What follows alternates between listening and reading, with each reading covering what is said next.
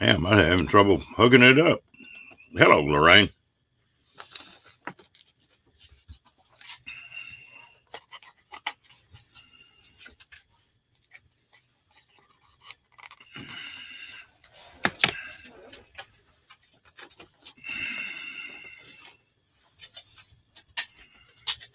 Hello, darling. How you doing, Diane?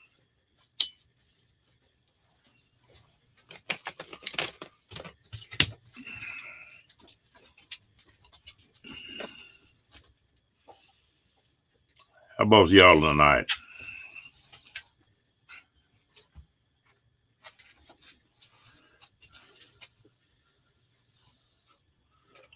Hey, Steve. I appreciate it. Yep, this is the turtle track, Nate. Hello, she devil.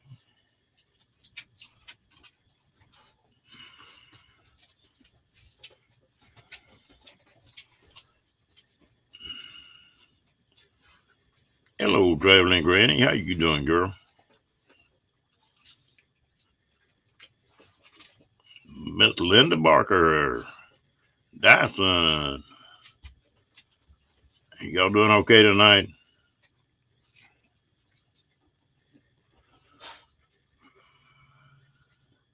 This chat jumps so bad. If I miss somebody, will reach out and kick me or something.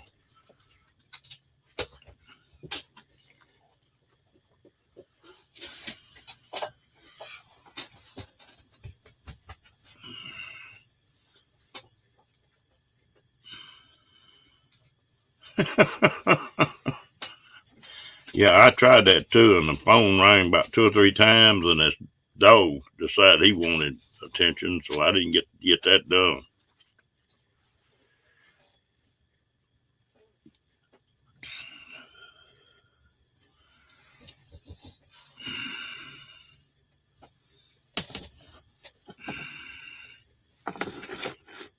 Hello, Rango.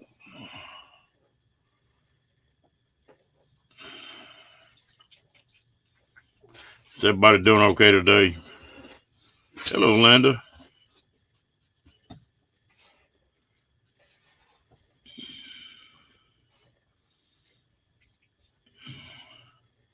Well, did you finish painting your camper, Linda?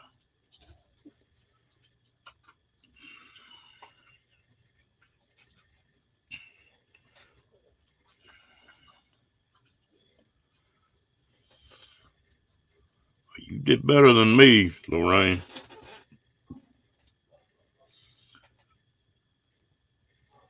Bad part about it, every one of them phone calls was somebody trying to sell me a warranty for a car or solar panels or something.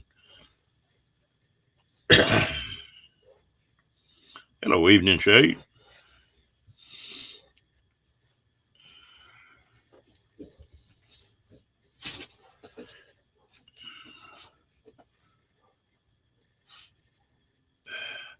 They're a little bit better today. I slept on them wrong or something yesterday. It really bothered me yesterday for some reason. They're still there, but getting better all the time. I get tickled at D. She sort of gets nervous when she pulls me up on the chat. I don't understand that, but she sure does seem to.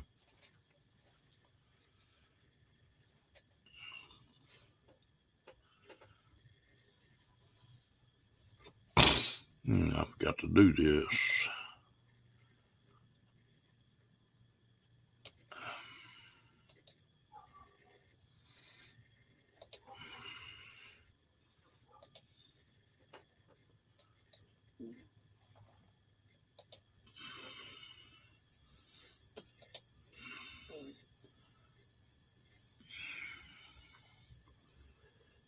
Nate,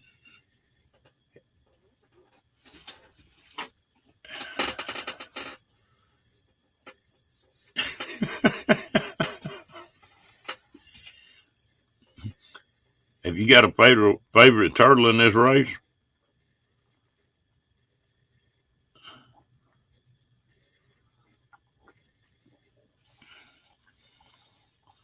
Hell, that's good.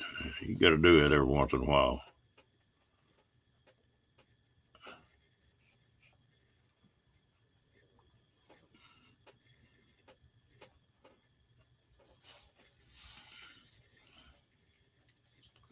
Hello, Angie.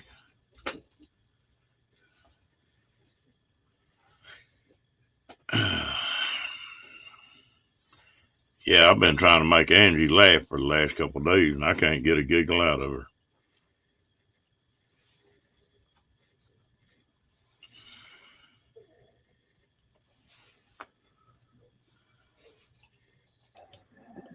There's my man right there. I What's love going it. on? I love that background you got behind you there. Hey, I can see that mountain from my recliner, buddy. There's my man right there. I What's love going it. on? I love that background you got behind you there. Okay, let me get rid of the echo here. Okay, now we're good. Sorry about that. Oh, that's not a problem. They, Yeah, that's Ragged Top Mountain back there. I can see that from sitting in my recliner in my house. wow. You know, people talk about the heat and stuff. You get used to a climate, you don't think too much about it after a while. I mean, you adapt to it, but it's not no big deal. I don't think. Now, I lived up north for about 3 years, and I had all that snow I ever wanted. I can't live in that stuff. I got to see sunshine. Yeah, I'm the same way. I spent 20 years in the military and we lived in places like New Hampshire and Nebraska, Virginia, and I traveled around the world, spent a lot of time in cold climates and, in the Pacific. But Southern Arizona's always been near and dear to my heart. And so when I retired, we came back here and bought a place out here. Yeah, I think you picked a good location. Yeah, we did. I actually found it by accident. Angie, hey, how you doing? I was working for the electric co-op and was working on a power quality complaint, and I found this property out here by accident and sold the house in town, and we moved out here and bought 5 acres almost 20 years ago. Boy, I tell you what, don't you wish you had bought a bunch more than that? The way it's selling now. Yeah, yeah, it's land is always a good investment if you buy it in the right place. I mean, you've got to have power and of course water available and some way to stay warm. So if you're careful, you can make good investments. Hello, Ernie. They, yeah, people can make it with a lot less than they think you can. You They have to learn can, how yeah, to do yeah. things with the thought. And you made a good comment on Dee's channel. Sometimes you just got to jump in there, put your toes in the water, and get out there and try it out. And like you said, you can make yourself comfortable with very little. Oh, yeah. I can tent camp off that motorcycle. Of course, I got a sidecar on it because I got a little extra room on it. But I've got a good wide, extra wide cot. I've put a good mattress in it. I've got a stove in it. You know, I'm just the one I use is a 10 by 10 and 6 foot tall, and it's a dome, so it will take a hell of a lot of wind. Yeah, And I can stay in that thing for a month if I want to and be just as comfortable as I want to be. And yeah. if you got My wife and I have tent camped on a 2003 Heritage, Harley Davidson Heritage. We've tent camped and traveled the country and in that. Of course, that was in our younger days. We can't do that much anymore, but you can certainly do it. I tell you what, I love it. I just and the other one that I think I enjoy camping off the bike, but my favorite one is I build in wood kayaks, and we got the Brazos River right here close. It's handy, and I'll get in a kayak and go stay a week at a time on a sandbar someplace, And what's neat about it, you probably never see another person. That It's just sounds fun. a lot of wildlife, and I've cooked them many a steak over a fire. They were talking about food on that channel too. That's the one thing that, like when you were doing the motorcycle camping, you just have to stop more often for food. I mean, you Mhm. can't buy food for 2 weeks. Food and gas, right? Yeah, Yeah. and so it's not hard to do. Yeah, we look like the Clampets going down the freeway. We had our tents, our sleeping bags, everything we could pile on the back of that bike, and we got up there. But we did just fine. Oh yeah, it's a blast. If everything goes good and I get these ribs healed up, well, I think I'm probably going to take that Harley with that sidecar. My other one's not going to be ready, and try to go to Oregon and be about a 2,000 mile trip out there and two back. But I hadn't been up that country in a while. And where are you headed? So that Oregon meetup, that Oh, Oregon okay, 22, okay, cool. yeah, it'll make a nice trip. Just the pup that I've got now, my other dog rode on that motorcycle no problem at all. Yeah, And this one I'm gonna have to. I've got to start breaking him in. But it's just a blast. And I could yeah, live. The only thing I dislike about full timing, and I've got the ideal situation right now, is I rent a place from a friend of mine, and I put a small uh, carport up and walled it in where I've got a little workshop because I like to build stuff, and that's hmm the only thing I really miss is building stuff. yeah. I like to putz around. I call it putzing around.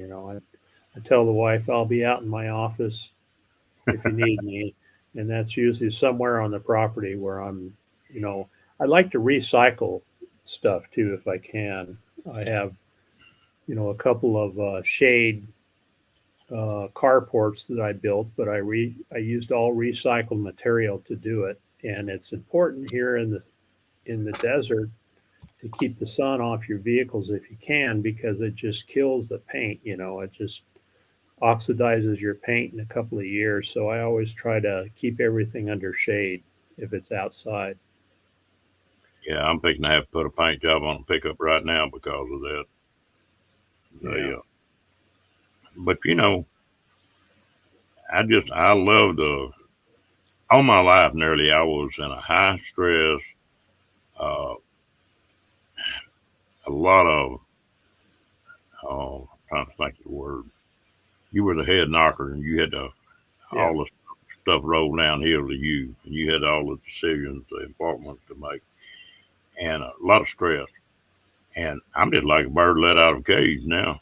hmm I retired at 61, Ron. I don't know if I told you this, but one Friday I came home and I told my wife, you know what? I think I'm done. And on that following Monday, I dropped my retirement letter and I retired. And that was in 2018.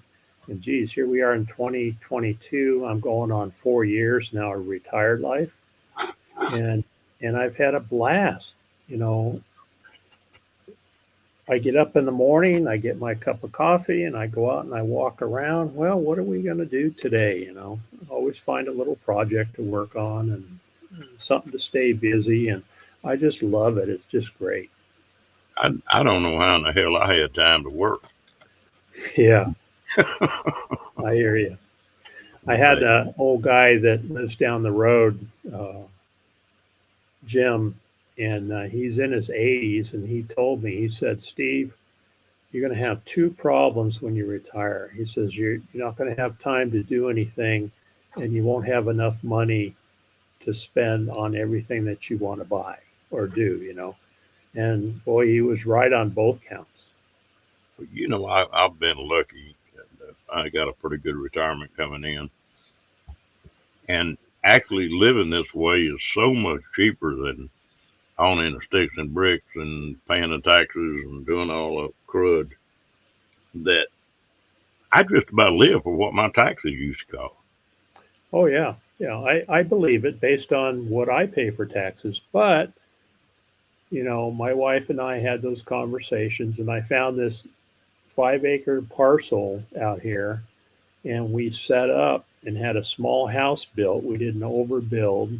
We got a small house, just big enough for the two of us.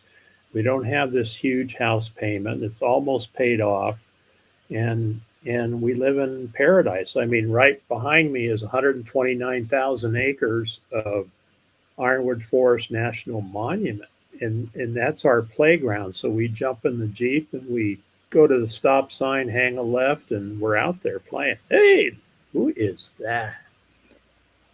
Howdy, y'all. Hey, Hello. Kenny. Well, I tell you what, if I could start over, just start over fresh, and I think I would probably buy 8.5 by 24 or 28 foot cargo trailer and build it like I wanted to build it on the inside. All the bells and whistles that come in these travel trailers, a lot of them are not necessary. Yeah. And I'd buy a nice cab, not a real big one, but a nice cab over camper to run in. And I could do everything I want to do like that. Yep. We've done a lot of camping over the years. We've been together 36, 38 years. I don't know. I have to ask my wife because I can never remember. But we've done the van life. We've done motorcycle camping. We had a little toy hauler. We've done tent camping. We've done all of that. I'm 66 years old now, so now we have an RV, and so we're comfortable. It's a small RV, but I got a bed and a TV and air conditioning when I want it. But if I didn't have that, I would have a box trailer. That would be the way to go for sure. To pull behind the pickup, and you can be just as comfortable in that as I am in an RV. Oh, well, I built one of those up. I built a 7 by 14 up, and used it sort of as the beds to fold up where I could pull a bike inside or uh, golf cart or whatever. Yeah. Well, I had a guy offer me too much money for it, but I had wound up insulated it and went in and put cedar paneling in it, and I built them cedar strip kayaks, so I had extra scrap off that. Well, that's what I built all my countertops and cabinet doors and stuff out of. Really Nice. look, and it worked well. And but I didn't finish it quite all the way, but he fell in love with it. And he wanted it more than I did, and I wanted a bigger one. But I don't know if I'll ever buy a bigger one or not. My idea would be that and a couple carports, you Hmm. know, just and I'd be happy right there. Yep. In fact, I've been looking around here. I don't know if I want to buy any land or not, but I've been looking around here. Every time I hear about a house fire, well, I'll go check it out. A lot of times people don't want to clean up after a house fire, and but you got electricity, water, and sewer already there. And that's your main expenses. Yeah. And if I Only run, problem with getting property like that, or anything like that, I think there's some bad. I don't know if you believe in karma or not, but there's some bad energy there when you take possession of something that caused someone a lot of grief. And so I'm careful about that. I think you can do it if you're careful, and it's not, somebody died there, or, it uh, was a major catastrophe. If it, what I find out, Steve, is that something like that will happen, and they'll get paid off insurance or whatever, and then it's a big hassle to clean it up. mm, And really, I bought and sold a couple pieces of property, and really both times the people were really just damn near hugging my neck for buying it and cleaning it up where they didn't have to do it. that's nice. Yeah. So sometimes it's that way. Sometimes it's like you're talking about now. If somebody's hurting or something like that. I had one lady that was sort of what you were talking about, and I bought the piece of property and turned right back around and sold it right back to her and cleaned it up for her. And so you don't ever know what you're going to run into. You just got to do what you feel like best and what you can live Okay. with. So what are all these numbers I see in the chat? And Diane Phoenix, she put a 5-letter word in there. I don't know if she's trying to get your attention, Ron, or not, but I think she's being a little naughty. I think that she's giving Kenny a hard time. You Yeah, have they're trying to get me to count without laughing, without busting out laughing. have you seen Kenny trying to count backwards and not laugh for 1 minute? No, but I can imagine. I sat around the campfire with Kenny down here in Quartzsite, and when he laughs, everybody laughs. Oh yeah, Kenny. Yes. Okay, one time.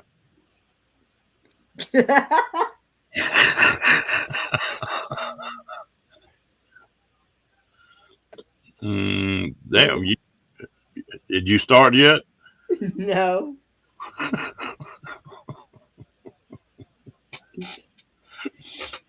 I'll tell you what, him and Angie got to laughing in here last night, and my ribs, I broke some damn ribs, and they didn't help them ribs at all last night in here. And Hey, Kenny, now, wait a minute, you got Aunt Ernie in on that too. yeah, Ernie was in on that too. there- Oh Lord. and Kenny, I wouldn't have believed it. I thought Kenny was a nice guy, but he just sadistic as hell. He thought it was just funny as could be. He get to see me fold up when I went to laughing. Oh. See there, he done it already. Yeah, I tell you what, we get a lot of surprises out of Kenny. Yeah. I know I really cracked up watching Ernie laugh. I know that for sure. Well, Angie says she's staying in the chat tonight. Well, Angie was a mess last night. She was putting a hard hat on backwards and all kind of stuff. Oh, too bad I missed it. I'm going to have to start taking more naps in the afternoon so I can stay up this late. They were wilder than a buck in here last night now.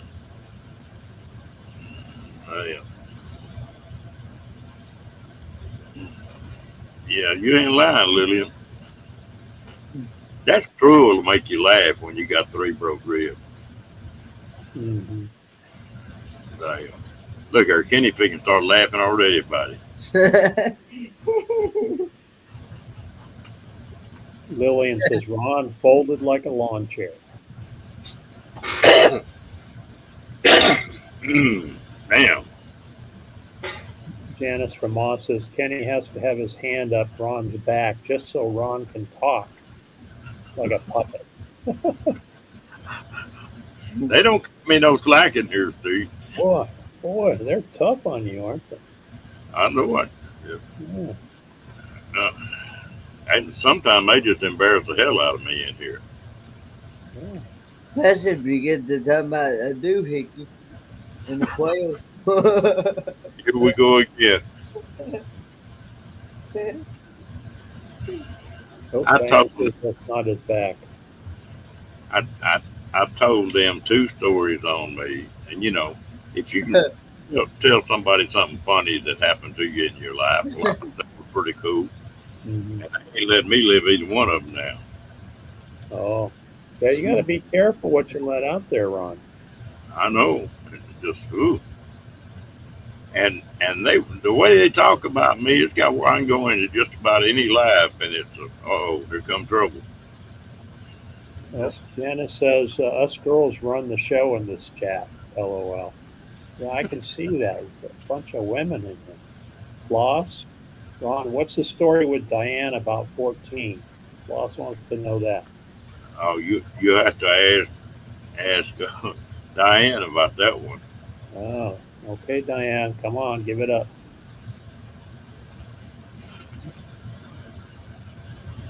I can't believe Diane's close. I mean, quiet. She said she got in some trouble earlier this evening, so I think she's trying to be on her best behavior for some reason. I don't know why she has to do that up here. Her best behavior would get her thrown out of most places. Andrew says, nope, Ron, not in this lifetime. Kathleen Klein says, doohickeys, whatever that means.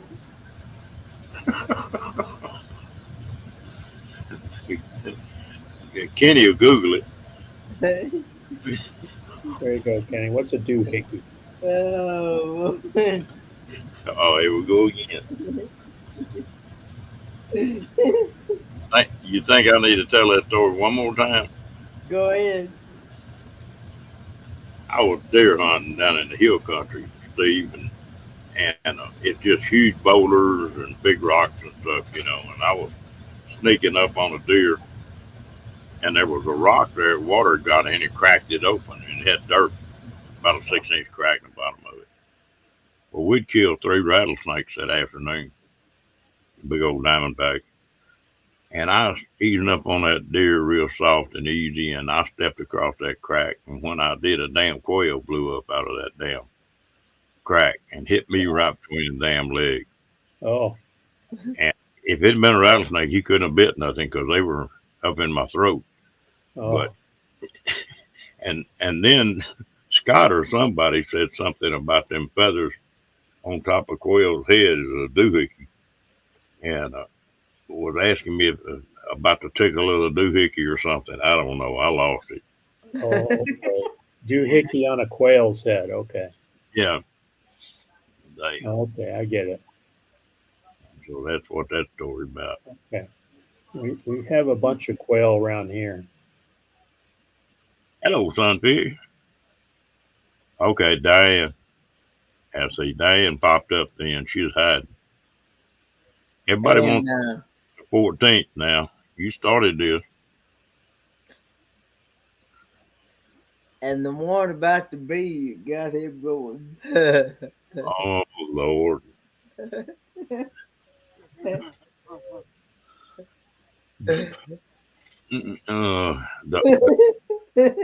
One of our neighbors texted our neighborhood group here a couple hours ago and said he sent us a picture of a rattlesnake. We got a western diamondback 9-button rattlesnake over on his property. So they're starting to come out now at night since it's warm. We're still in the 80s at night now. That's when the rattlesnakes start coming out. Yeah. I tell you what, them diamondbacks they're bad enough, but that little Mojave y'all got out there, he's a bad little dog. Yeah, they are bad. I stepped out the back door one time, and about probably 25 feet from the back door, there was a Mojave underneath a Palo Verde tree. And as soon as I stepped out, boy, he started hissing at me. And I ran and grabbed my snake grabber and got him out of there pretty quick. But those Mojaves are very aggressive. They're a mean snake. Yeah, they're the most poisonous rattlesnake, from what I understand. There's more deaths from a Mojave than there is any other rattlesnake, any other poison snake. Yeah, I believe you're correct. Yeah.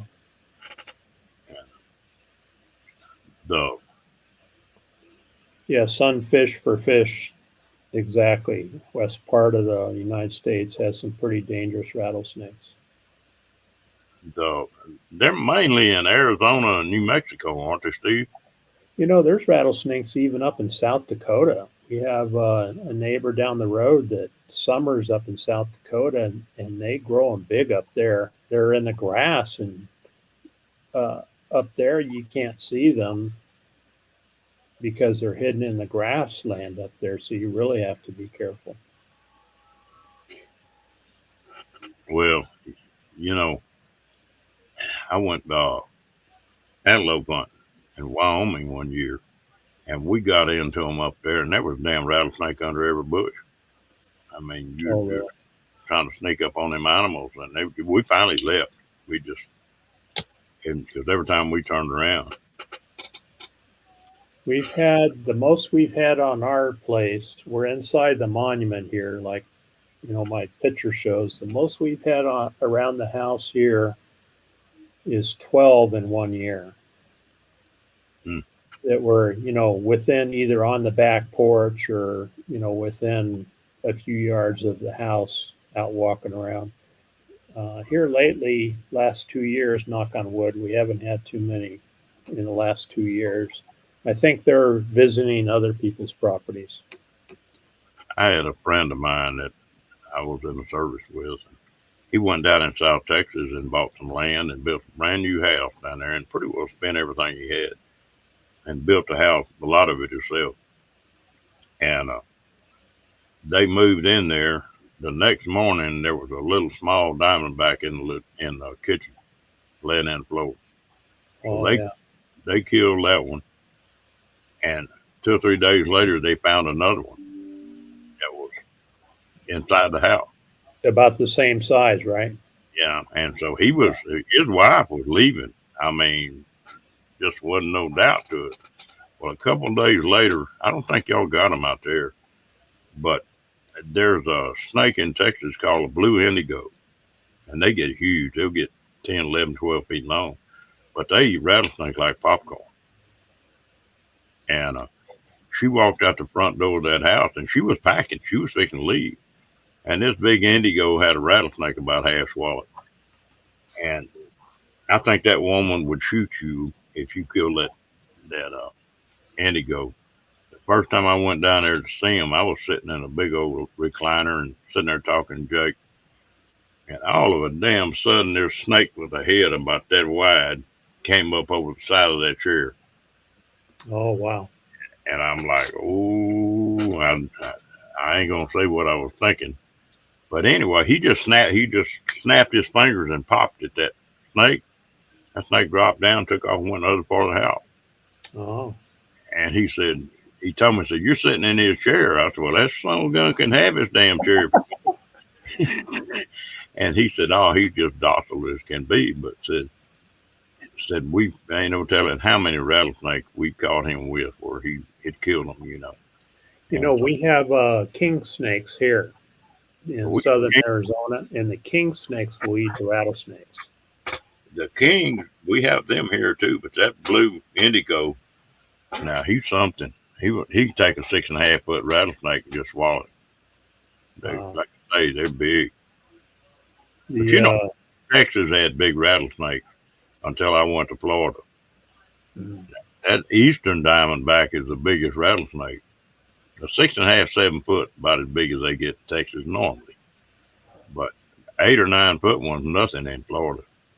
Yeah, I think the longest one I've had here is probably 3 feet, about 36 inches, maybe 40 at the most, is what we found here. I killed one 2 years ago, I guess. That was 6'7". He was 66. 6'7" inches long. Wow. And that day, a little old front came in, and we were hunting on a 28,000 acre ranch, and we killed 11 of them that afternoon. Going to dens, and the littlest one was 5.5 foot. Right. Most run 6.5 foot. Now, some people that I know prefer to relocate them. I kind of take the attitude of, if I step up to him and he takes off, he lives another day. If he stands his ground and he's around the house or close by the house, I'm going to send him to snake heaven. That's kind of how I handle it. Well, I got a certain area around where I'm at that a poisonous snake's not going to live. And I've got a little dog, and when I had my kids, they were small. And I've seen what them rattlesnake bites can do. I don't want anybody to have to put up with that. Well, I'll tell you what, Ron, my wife got bit by a rattlesnake back in 2009. And she spent about 4 days, 3 days in ICU getting the anti venom, and she came out of it okay, but she still got a little twingy nerve pain once in a while, but that is not fun to go through. I'll tell you that. No, it's really not. They, yeah, I'm the way you are, Linda. I don't want them around the place that I'm living, and it just. Now I got a buddy of mine that he'll play with them damn things, get a snake tongs, and he just gets the biggest kick out of fooling with them. Now I'm not gonna do that either. I had a guy that I worked with that was really into snakes and reptiles, and he used to pick them up when he found them, and he would hold them behind the head, and he would hold it up and look at it. And he did that. I'll bet he did it 100 times, but one time he got bit on the forearm, and it put him in the hospital. And he stopped doing that after that. Yep. Well, there was a guy at that rattlesnake round up here in Texas the other day, just here about a week ago, that had been handling those snakes for 40 years, and one of them bit him twice, and he dropped dead right there. Yeah. Killed him. It's just like a bee sting. The people that bees sting them, and it's fatal. Yeah, a lot of folks in the chat are talking about scorpions too. We have them here. We have quite a few scorpions. In fact, you flip a rock over, the chances are good you're gonna find one. Well, there's nothing like stepping on one of them barefooted. Yeah. I've actually been wanting to try. You was talking about snakes. I've been wanting to try some rattlesnake to see how it tastes. It's all right. I've never tasted it, but there's an Asian food store up in Phoenix that I visited when I was up there on business. It actually sold frozen rattlesnake that you could buy. I've never tried to taste it. Say, I don't rattle. How that song go? Say, I don't like spiders and snakes. I think that's what she's talking about right there. Uh-huh. Well, you been doing any prospecting? Do what now? I said, have you been doing any prospecting? No. Not you. I'm talking to Steve. Oh, with the metal detector? Yeah. Yeah. Okie and I have been out on our property. I'm working on a video now. You find a lot of cans and pieces of wire and things like that. But out here, where our property is, right across the road was a stagecoach stop. Ooh, wow. They had way stations, or whatever they call them, relay stations, where every 15 to 20 miles, the stagecoach would stop. The passengers would get off. They might stay the night or have a meal. They change the horses, to fresh horses, and then off they go on the next leg. Well, out here, we have found lots of old pieces of metal. Back in those days, you had blacksmiths that actually formed pieces of metal for the stagecoaches and anything that you needed for tack, and we found a few interesting pieces of metal that looked like they were forged and used on stagecoaches or, related to that business. So it's kind of neat to look around, but you also find the old cans and the pieces of wire and, the not so fun things. But once in a while, we find something interesting. Hello, Timmy Ray. Hey, Timmy Ray. When I was a kid, we had a blacksmith shop that we owned that sat right next to our welding shop.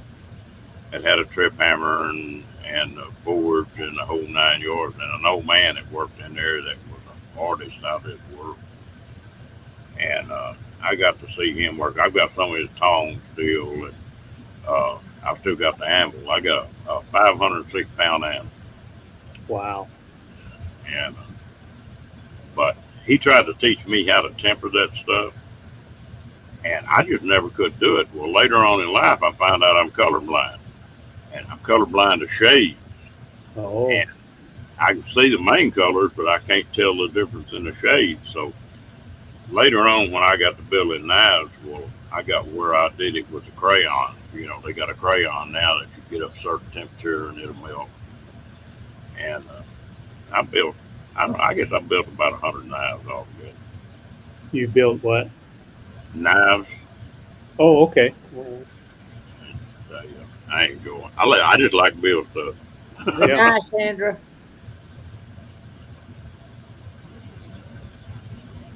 Who are you saying good night to? Sandra's going to bed. Hawkins family. Oh, okay. Well, that's the first one down tonight, Kenny. Kathleen's asking a question. Do you ever find the square head horseshoe nails? A lot of people collect them. Yeah, we do find those once in a while, Kathleen. I got a whole bucket full of them things. My wife was a good artist. I mean, she's a world class artist. And she used to sell a lot of stuff on eBay, and she'd take an old horseshoe, and I'd put a hardboard behind it and use them horseshoe nails to put it on there, and then she'd would drill it and put a leather tongue on it, but she'd paint a picture inside that horseshoe. Uh, And you know, old barns and windmills and horses and wolves and all kind of stuff. We sold the I, heck out of things. I've seen people that collect what's the wire with the barbs on it. I'm having a senior moment here.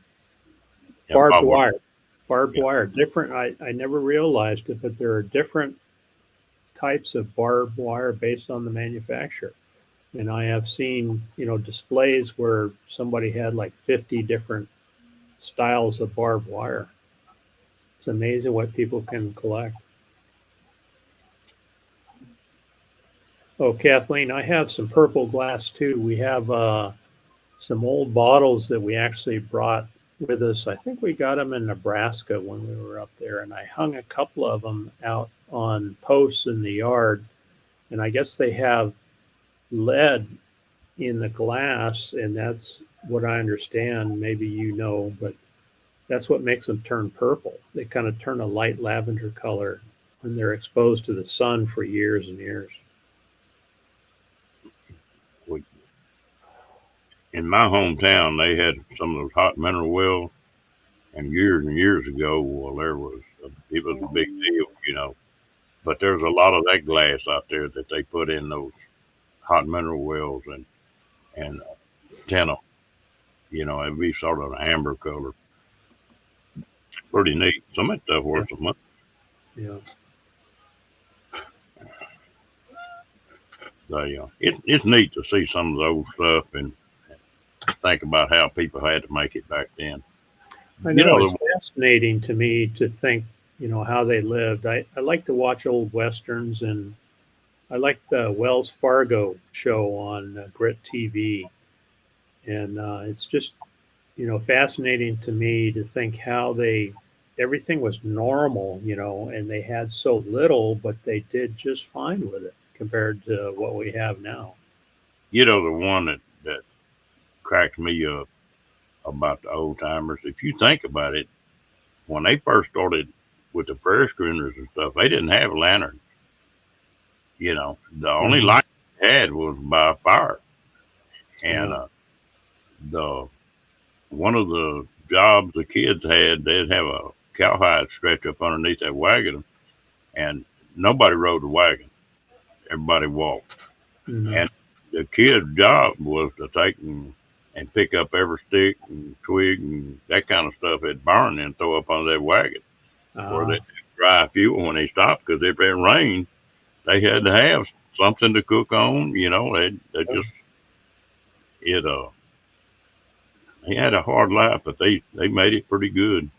I yeah. could see if I'd been born back in those days. They talk about them long hunters. Now I'm afraid I could have been one of them pretty easy. Hello, Lisa. How you doing, Hey, girl? Lisa. Timmy said he did pretty good on his race tonight. On his what? on his race. He just got back from the track. Oh, Came in second place on his race in his dirt track race card out of mm, 7 cars. yeah. I talked to that son-in-law of mine the other day. They've just about got after it. I got one grandson that's still into that. Yeah, they used to pick them buffalo patties up. I was reading one deal, Cat, where they were talking about coming across, probably pretty close to your country, but they were coming across the prairie and said there were more people who got slaves from starving to death in that country with grasshoppers. That them kids would get out there early in the morning and catch them grasshoppers before they got real active and just catch them all day long. And said it was a snake or a rabbit or whatever. Them kids collected it when they were walking and said fried grasshoppers saved a many a person. Yeah, Linda, I agree with you. That time in history was fascinating. It was. I remember, my father was raised on a farm in Nebraska, and going back there and staying in the house, during the summer that was built back in, the 1870s when his parents, his grandparents, back then, you could move out to the Midwest, and if you, they would give you, the government would give you land, you'd get 80 acres of land, but you had to improve on it, and that's how my dad's side of the family, acquired land and turned into farmers and built the house, a little bit at a time, and to stay in that and to experience as a kid hauling water, from the well into the house. We hauled corn cobs from the cob house. They grew corn there, and they dried their cobs out, and that's what Grandma used in her stove, in her wood burning stove, and that's what she cooked with was dried corn cobs. So to grow up, you know, experiencing that just really stuck with me. Well, in Texas, that when it belonged to Mexico, Stephen F. Austin was the one that worked the deal out with Mexico to bring the settlers in there, and they were given 600. No, wait a minute. Yeah, 640 acres to a farmer coming in there. No, I'm wrong. We're giving 320 acres to a farmer that came in there and settled in and improved on it. But they were giving 5,000 acres to a rancher. And that's how some of the big ranchers in Texas got started. Wow. So somebody to improve on it, and then they'd have a bunch of cowboys working for them, and they'd pay every one of them cowboys to go file on that land, and first Mm, thing you know, they have 20, 25, 30,000 acres. right, right. Hey, James Catney said hello. Hi, James. How you doing? Hello, Mr. James. Miss Angie. Hey, NJ and James Cantonese. I haven't made any good tamales in a long time. There's a knack to making them things. Yeah, tamales are pretty popular down here, and like anything else, you have different recipes and different. Usually it's the housewives and the women that make them, and they all have their family recipes, and they're always delicious. But we when we find someone who makes tamale the way we like it, boy, we stick with them as long as we can, until they quit making them. Well, we were talking the other night about the difference in Mexican food.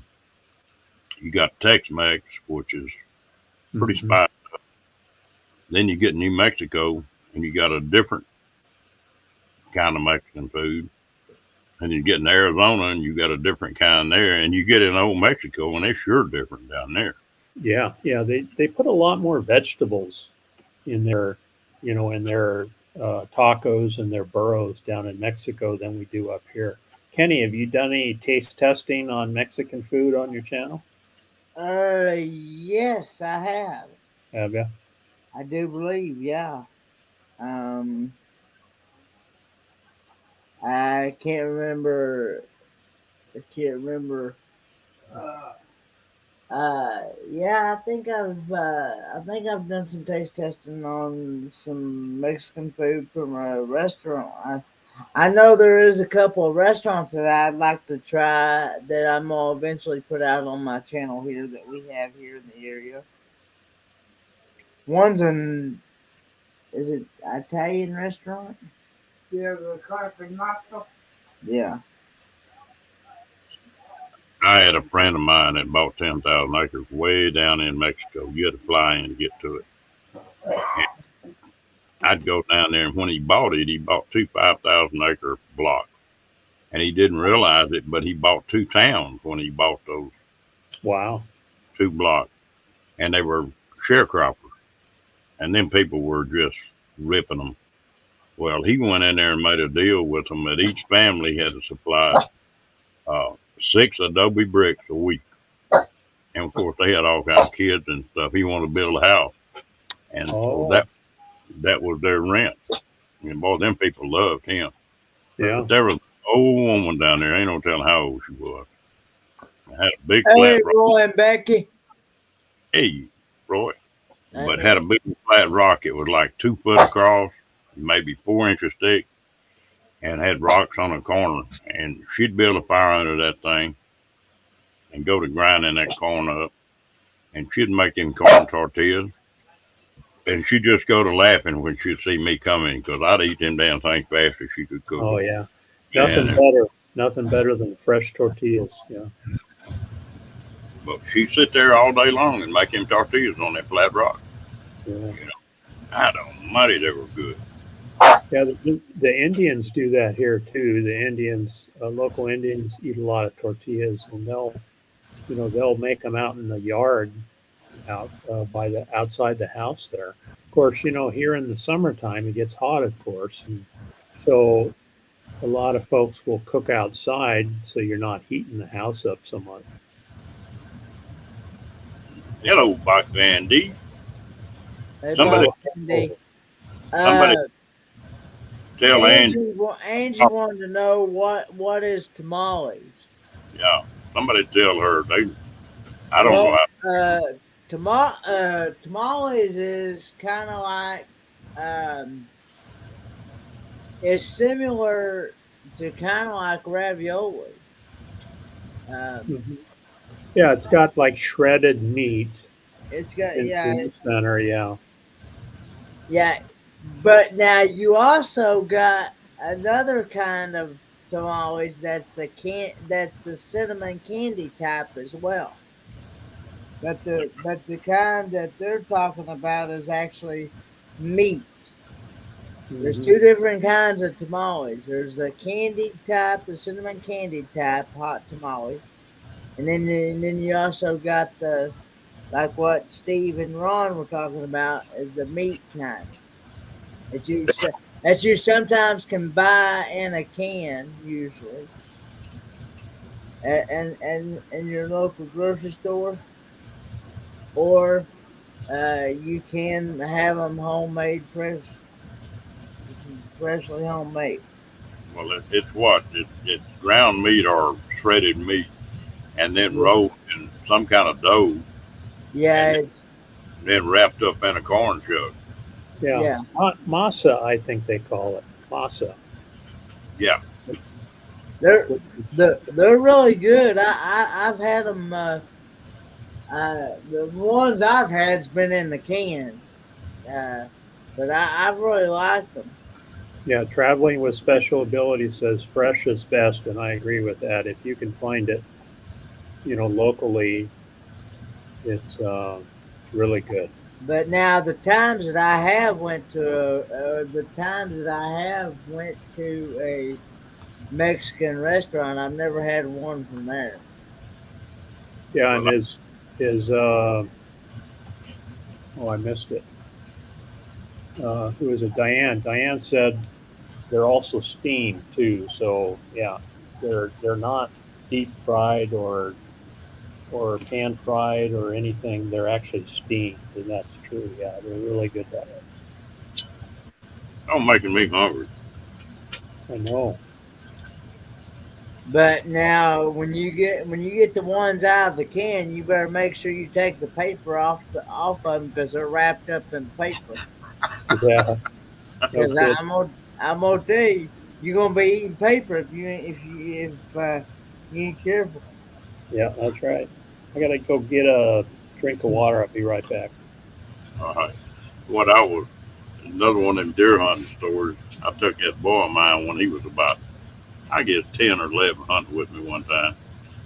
Well, I could see him. He was close enough I could see him. Well, he got tired of sitting there, so he went back to the cabin. Got hungry, and so and that boy would eat. I mean, he could eat big time. Well, he went back to the cabin, and I had some summer sausage in there. So I got back, man, he had ate about half that summer sausage. And I thought, well, I'll make me a sandwich too. So I cut it up and sliced it, peel that plastic off the outside of it. And he looked at me and he said, "You supposed to take it outside off like that?" Yeah. And then I got to thinking there wasn't no plastic laid around. He done ate the outside of that summer sausage just like he did the inside. I'd say so. They had cannolis. They read cannolis. That's like an Italian tamale. If Yeah. y'all have ever eaten a cannoli, then that's like having an Italian tamale. If you've ever eaten cannolis. Mm. Well, Lillian, you missed a treat. If they're good homemade ones, they are excellent. Now the canned ones, I don't like them at all. They're too greasy. I could tear them things up in no time flat. You know, you'd love some fresh homemade ones. Have you told Ron what we're going to try today? I'm gonna try some liverwurst today. Yeah, Or ain't no, bad. not liverwurst. I'm sorry, liver mush. Liver what? Mush, mush. Ooh, that don't sound good. I'm gonna try some liver mush with some mustard. Scott from Kicking It Country was telling me said it's really good. I thought you didn't like mustard. Oh, I love mustard. It's mayo I don't like. Oh, that's right, mayo. I'm not too crazy about mayo. Thank you, Nicole. You're always a sweetheart about doing a thumbs up. It does. Kenny, you talk about sharing and that kind of stuff. Does that help you on picking subs and stuff up? Yeah. I sometimes get a few here and there. Yeah, it's I'm not exactly sure what liver mush is, but I'm gonna be doing a taste test on it here in a little while, so y'all be on the lookout for the video. Yeah. Well, I tell you what, everybody in the chat, I appreciate if you'd share this thing out. You get a chance. They I'm about up to about, I don't know, 308, 309, somewhere in there. It fluctuates a little bit, but finally got over at 300. Congratulations, Ron. Yeah, it's good. This live stream is, I'll pick up 2 or 3, 4 weeks, something like that. Yeah. It's just steady climbing. So they, Yeah, as long as you're going in upward direction and not downward, you're doing good. yeah. Janet says I got 308 now. They, yeah, it just, the people in these chats, especially this room here, a lot of damn BS goes to flying sometimes. And we have a good time in here. We laugh and we're there to cry sometimes. They, but that's a good bunch of folks in here. Don't have Yes. very little trouble. And I don't understand one thing, Kenny. When I first opened this room up, we were getting the what you call them, bots. Them trolls and bots and things. Yeah. We were getting them in here left and right. We haven't had one of them things in here in a month. I wouldn't be talking to them. Do you want some? Oh, well, that now I've been getting them in the comments that I've been having to delete every day. Yeah, I get those too. But be nice, Janet. They, Ron's a BS artist, huh? I got in trouble in here the first of last month, Steve, big time. I come on here on April Fool's Day. I come on here and told them it's gonna be my last live stream, and I had stuff coming up that I wasn't gonna be able to do it, and I had them strung out pretty good in here for a while. When I told them I was cutting up, ooh, they're gonna kick my ass and everything in the world. So you held a straight face through the whole thing, huh? I can hold a pretty good poker face. They, but what funny, there were just a few people in here when I pulled that, and I just made a statement. I said, we should have waited till this whole room was full, and everybody just jumped on the bandwagon and waited till the whole room got full, and then started it over again, and they were going along with me, and everybody stirred up. Linda says, "Don't mess with the chat, Ron." Yeah. Yeah. Hey, Cat, I love fried liver and onions, fried chicken livers and onions, and beef liver and onions, pork liver and onions. I love all that stuff. I tell you what, my mom could make liver, and she'd make liver and white rice and brown gravy, and I could eat my weight in it. But I have never found anybody to make liver that I like since then.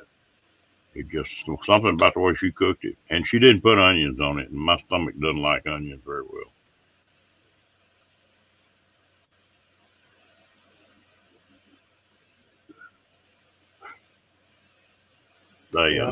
I think my mother fried liver and pan fried it like Kathleen Klein says.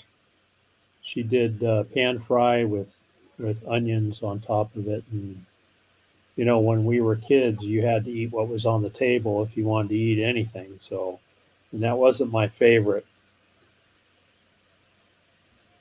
Well, now I enjoyed that every once in a while. She'd fix that for me. When I come back from Vietnam, it was a funny deal. I loved ham when I went in the service. Mm-hmm. And then overseas, if you were in the rear and you had a lot of action going on to where they couldn't cook or anything, well, you got ham and cheese sandwiches, ham sandwiches. That was the go-to. And so I ate enough ham over there that meant I got where I didn't care anything for it. But when I came home, that was my mom. She knew I liked it. So, boy, she was fixing big hams and everything every day for about 2 weeks, and I finally told her, I said, look, I don't want to hurt your feelings, but we can't do this anymore. I done got burned out. Do you ever eat a whole lot of Spam, mystery meat, we used to call it? Well, I love Spam and treat meat and potted meat. Uh-huh. And yeah, we eat Spam quite a bit, and well, sometimes you'll pan fry it, and I like it crispy pan fried. There you go. It's pretty good that way. Good night, Box Bandy. I see where Box Bandy is leaving. So okay, good night, D. Great live tonight. We had fun. Yeah, I agree, D. That was a good live. Yeah, sure was. They enjoyed it, D. And I was nice. I didn't get out of line. See. I was hoping for some of that. Ooh, I'm like you. I like the Spam sliced thin and put in a pan and fried, just browned on both sides. I like it like that. Oh yeah. To me, Spam and treat meat are all the same to me because they all. I've never been able to tell the difference between the two, really. I haven't heard the term, you call it treat. meat? There is a can. At least we have it here anyway. Uh, There's a can that you can buy in the store. It says treat on it. really? TREET is how they. Okay. And then you've got another one that has the word spam on it. And to me, treat meat and spam, you compare, you set them side by side, you wouldn't be able to really tell like Kathleen said, treat meat is similar to spam. So Okay. All right. Sounds like it is. I'd never heard it up to now, but I never heard of it either, Steve. yeah. I was oh, watching. fried bologna. Fried bologna. Oh, fry. Oh, is that Roy talking there? Fried bologna. That's delicious. I grew up on fried bologna. Oh, yeah, that's Fried bologna and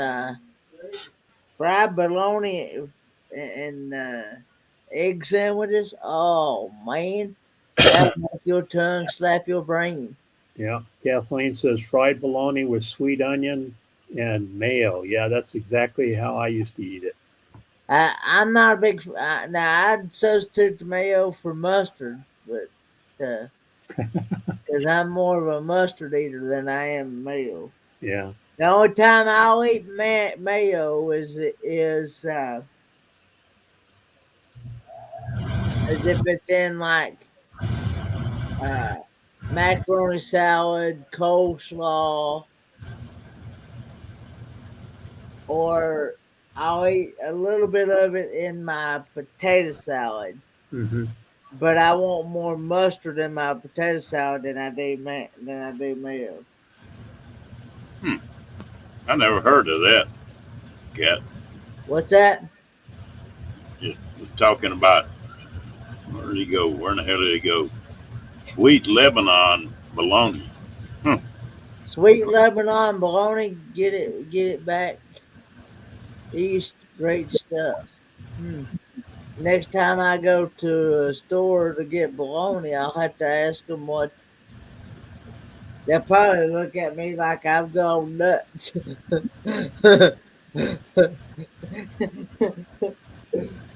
I found a little canned ham. It was, canned like Spam was, Mm-hmm. and it Black Forest, I would think it was the name of it, and it is really good. Most of those canned hams I don't like.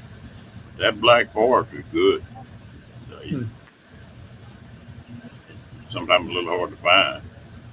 Yeah, and the canned ham and the canned spam and the other stuff that you talked about, Kenny, is good for kind of putting aside in case you need it in case of an emergency. Kind of prepping, if you want to call it that. It's a good way to stock away a little extra food. I tell you what, I try to keep several cans of Spam and a couple of them hams and tuna fish in cans and yeah, it's good. So there's just some of that canned meat, and I never had any corned beef hash. And Oh, corned beef hash? Oh man. You I talk tried. about some corned beef hash and mix some cabbage up in there. Oh man, that's some good stuff. Yeah, but I've been watching a deal, Linda, to where they're taking Spam and they're cooking it and taking that salt out of it. And I thought I'd try that sometime. Spam pretty salty. Green pea salad. I remember green pea salad, Cat. Now that's you got me on that one. That's pretty good. I've usually had that, in some gathering or something that we intended or somebody made it. It was pretty good. My mom used to make that. Every get family reunions and that kind of stuff.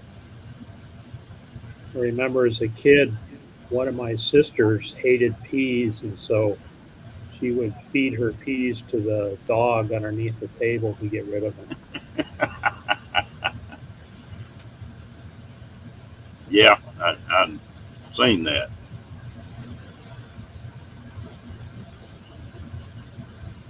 Well, most of what we're talking about here, you're not going to eat every day, but it's sure No, handy every once in a while. Yeah. That's it. That's like the jerky and pemmican I make. You know, it's not the healthiest thing in the world, but it damn sure keep you going for a while.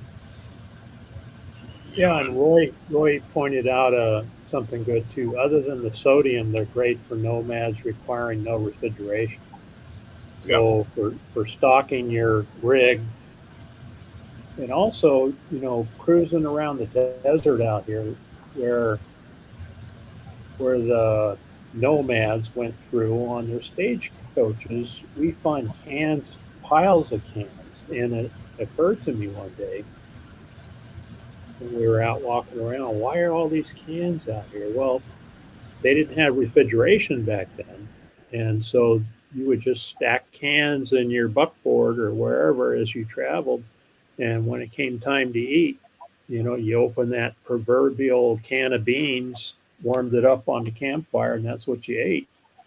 And of course, they didn't have trash service. So what did they do? They just tossed them out on the ground. And we find them all over out here because it's so dry, they never rust away. well, they didn't. The real early settlers, I was reading about that, and the first canneries were for peaches. I didn't realize that. They said that peaches canned better than any other fruit, and that was in the old west days. That was the deal. They Oh, said canned peaches and dried apples. That was oh, about the only kind of stuff they could carry. You know. But if you get hungry enough, you can eat damn near anything. including rattlesnakes. Oh yeah, I got some stories about that I won't tell, but you'll be surprised what you can get by on. Yeah, we have, of course, snakes out here. We have, rabbits, wild rabbits running all over the place.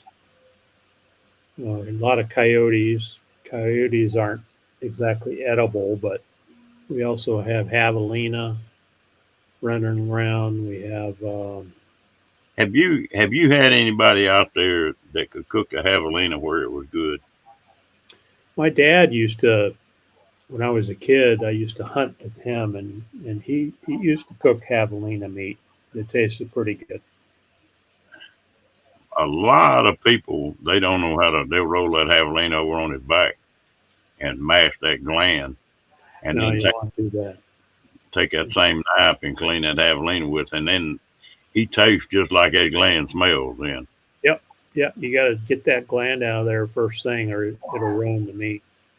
yeah, sure will. And it's nasty when you do that. Ooh, like Yeah, we eating. run across javelina out here all the time. We go out and we walk around, walk the dog around, and every once in a while, have a group of javelina will come out of the bushes, and we'll have to step aside, and let them go by.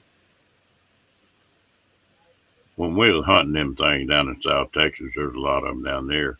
I'd get a varmint call and call them. If you could catch a bunch that had some little ones with them, Hmm. you could go squealing on a varmint call and just call them up from here to that screen. Is that right? Uh, I've kicked them in the damn head when they run by you, and just oh, they could lay you open if they wanted to. Now, javelina's not big. uh, Cat, to answer your question, Vienna sausages in the little can that you can buy, it's like it's basically kind of like little I'm sorry about that. You had to read what Diane wrote. So a horny pig.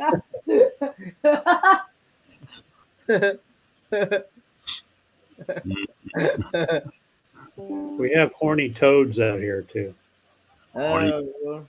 Oh, I got in trouble over that. One of the first post videos I put up is and I was talking about the red ants being gone from here in Texas. The fire ants had killed them. Well, that knocked all the horny toads out.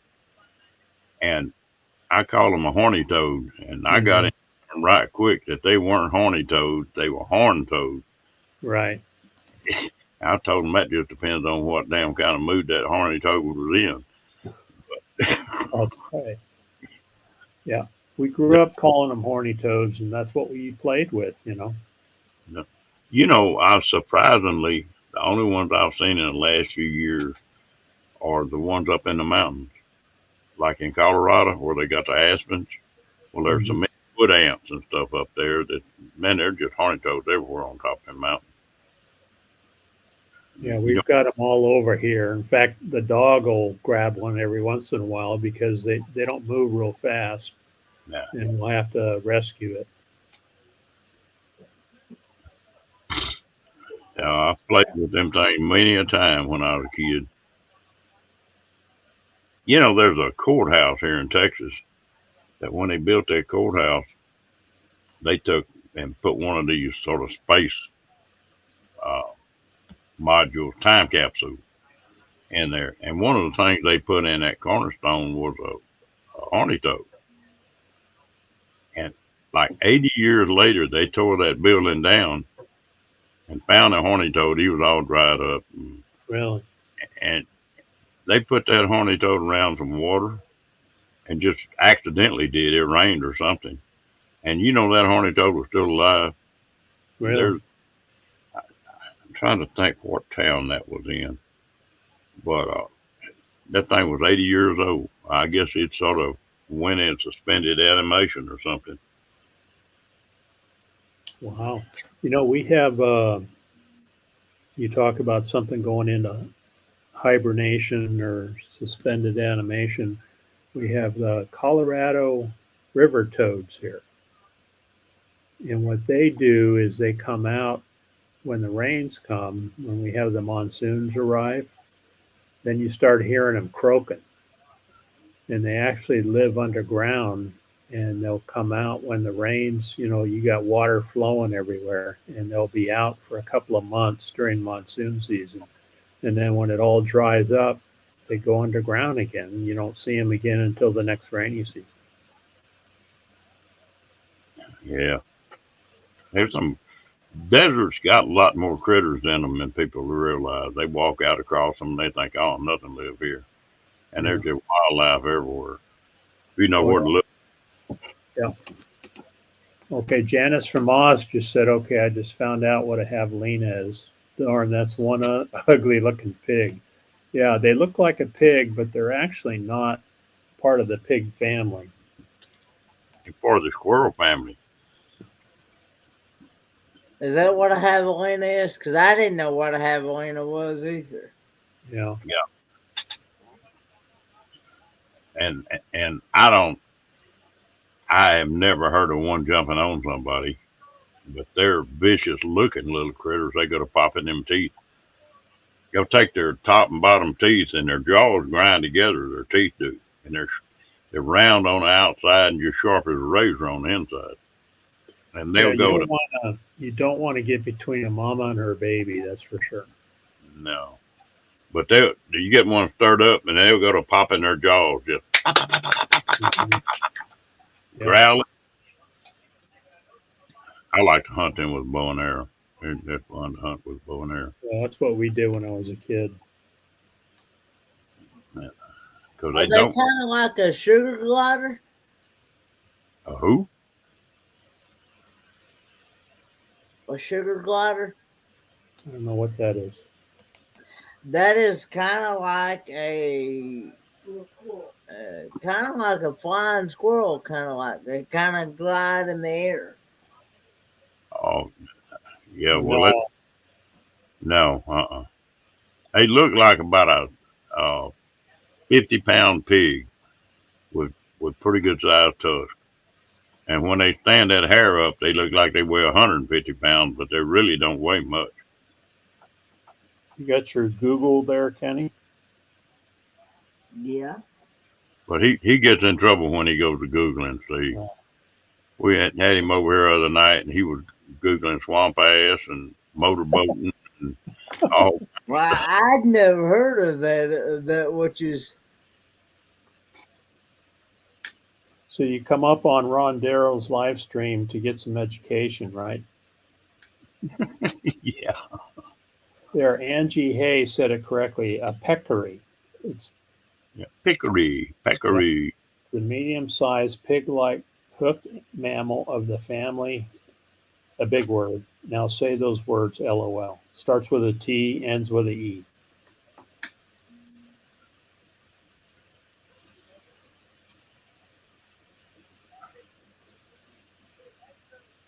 You're in the driver's seat, Angie. Just go right ahead.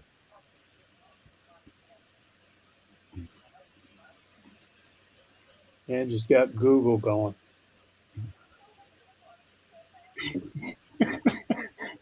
Yep, swamp ass, a horse with swamp ass and foam. Huh? We had a gal in here the other night. She was talking about riding horses, and she character, and she got to talking about the horse would get hot and he'd start foaming out the butt. And I was like, I've seen a horse foam under saddle blankets on his neck, on his flank, but I ain't never seen a horse foam out his butt. And we got to teasing her about that, and she ain't been back since then. Scared her away, huh? Yeah.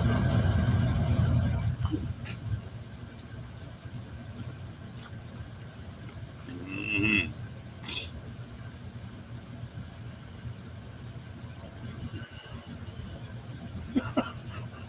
Come up on the panel, Angie, and say it right.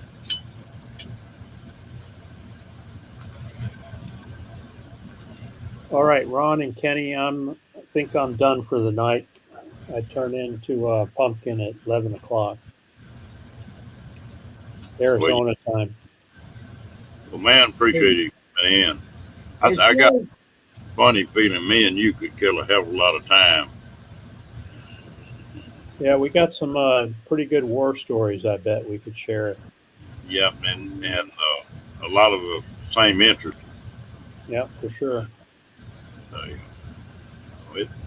anyway, I'm gonna try to go to Arizona mule deer hunting next year, and I do that.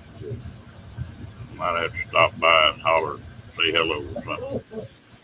Yeah, we're out here. We're out here in the Ironwood Forest National Monuments, northwest of Tucson, in Pima County, kind of northwest corner of Pima County. So, if you want to stop by, anybody wants to stop by, I like to show people around the monument, and we know some places to see petroglyphs and some old, abandoned ruins and things that I have on my channel, and we enjoy showing people around. So, I'd love to have you, Ron, or anybody else that wants to stop in.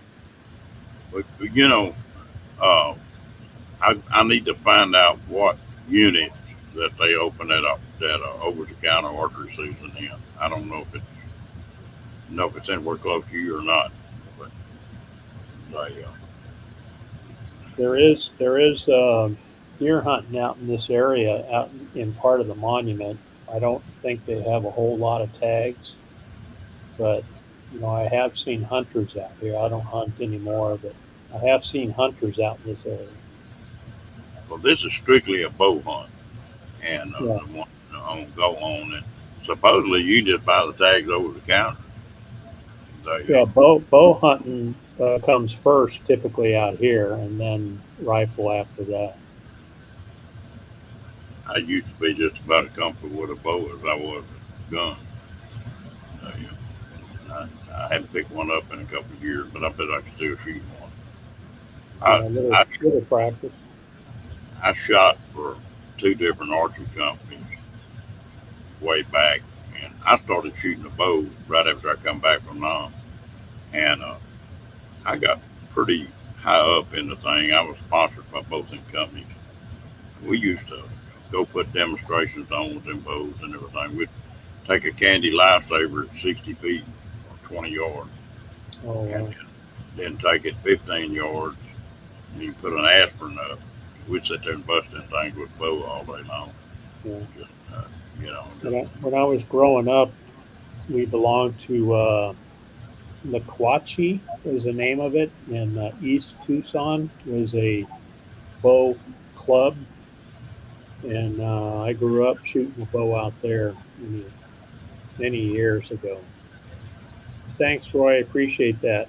Roy and Becky were out here for, I don't know, what, 6 weeks, 8 weeks out here in the monument, and we got to know them real well and showed them around. Also, their friend Scott, that travels with them too, was there, and we had a good time out here.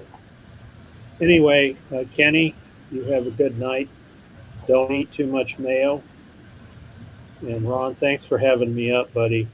oh yeah, I enjoyed it, Steve. Anytime. All right, everybody in the chat, good night. Have a good one, Steve. All right, see you next time. Bye-bye. I tell you what, Steve's an interesting guy. Yeah, I'm glad I had the pleasure and honor to. I seen that Timmy Ray, but to be honest with you, I just as much as I'm into cars, I just never could get into racing. I did when I was younger, but then it got so damn expensive. I was in a drag racing, and then racing motorcycles. But it got where it was so damn expensive you couldn't afford to do it anymore. And now the drag cars that we used to take and build and race, hell, it take $1 million to run them now a year.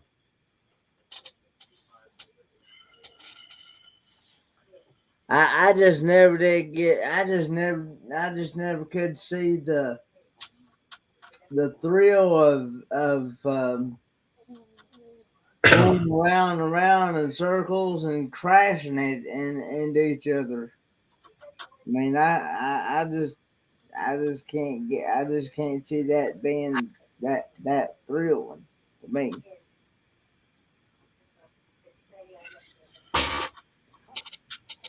So yeah, people ask me if I ever watch NASCAR, and I'm like, nope, I don't even watch NASCAR. I tell you what, after I'd have watched NASCAR a little bit, but after they were acting stupid about them rebel flags, I won't even watch them a bit anymore. Where's that going to be at, Linda?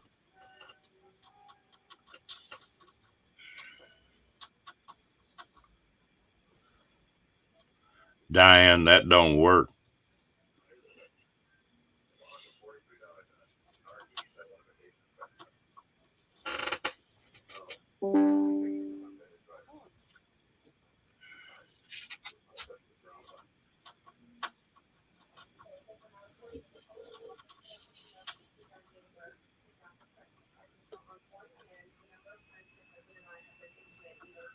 Well, where's the meetup you're talking about, the Rebel Girl? Are you talking about, where's it at?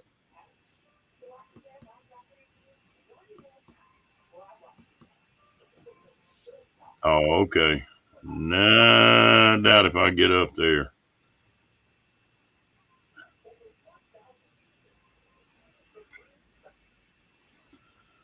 My granddaughter races, or she did. I think she about got out of it now.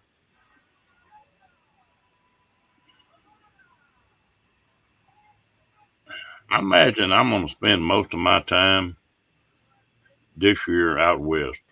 Uh, I haven't been out there in a long time, several years. I got some places I want to go. I want to go back to Tetons and There's some highways I want to drive. I want to drive that road between Idaho and Montana border. That's one of the prettiest roads I ever saw in my life.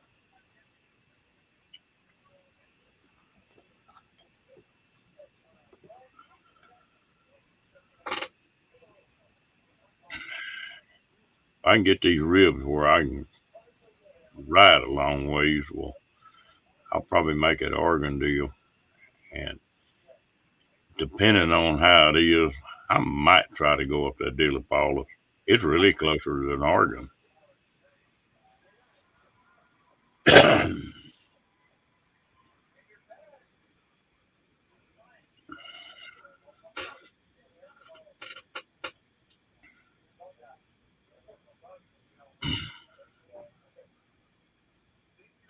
Yeah, that's a pretty road, isn't it, Cat?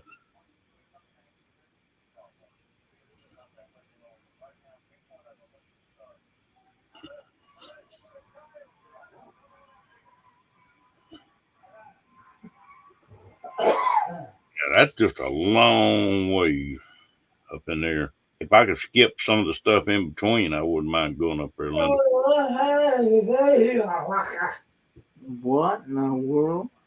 He got fever? Young. I don't know, Andre, I don't care anything about going back to Yellowstone. There are too damn many people there, and I've been through it several times. The Tetons, I'd like to explore a little bit more. To me, they're a lot prettier than Yellowstone is.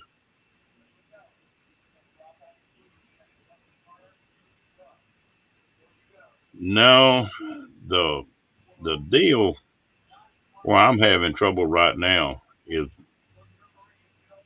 the rib that's broke is lower. It's below my sternum. Well, it broke loose from my sternum, so I can't put anything around me to push it in. And so you push it in, you liable to punch a lung or something. The ones that just fractured, well, they're not a problem. I could put something around them. I was doing real good until yesterday, and I don't know what I did yesterday, but them things like killed me yesterday. Hey, Badge. William, I'm not even on another live stream right now. I'm playing golf. Uh-oh, you done back to getting your putter in the hole again. Yeah. Hello, Mr. Badge.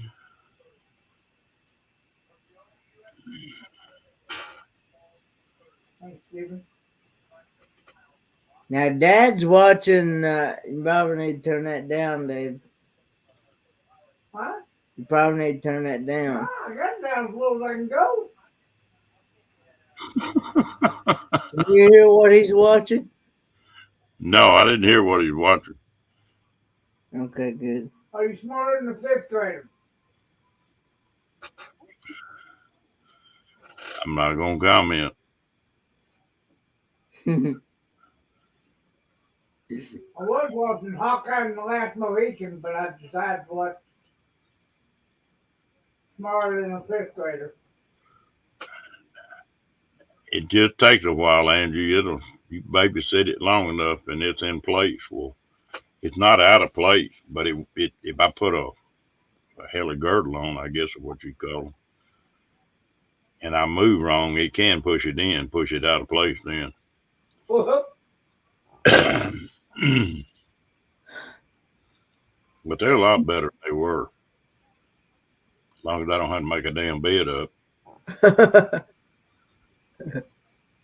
Oh, by the way, how well did that bed sleep last night? I don't know. I was cussing it so bad time I got in it. I was hurting bad last night.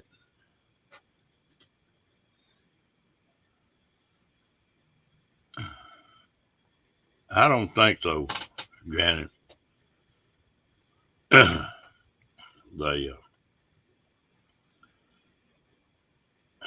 All them states over there cracked me up, and I never did realize how much desert there was in the United States. Everywhere you got a row of mountains, well, you got a rainforest on one side and a desert on the other side. I got up into Canada, into BC, and it was lush and green and pretty. Drove about 300 miles and hit a damn desert with cactus and rattlesnakes. I would have never thought that of Canada. Cat, I guarantee you that's exactly what I do. That's about the only thing you get that, and this thing hurting a little bit tonight. I'm gonna try a heating pad on that thing, see if maybe that'll help.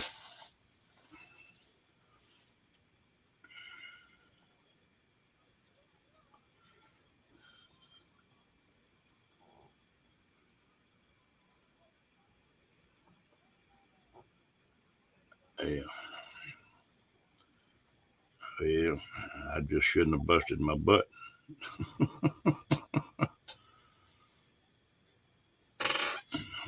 Like, well, how the saying goes, that shit happens.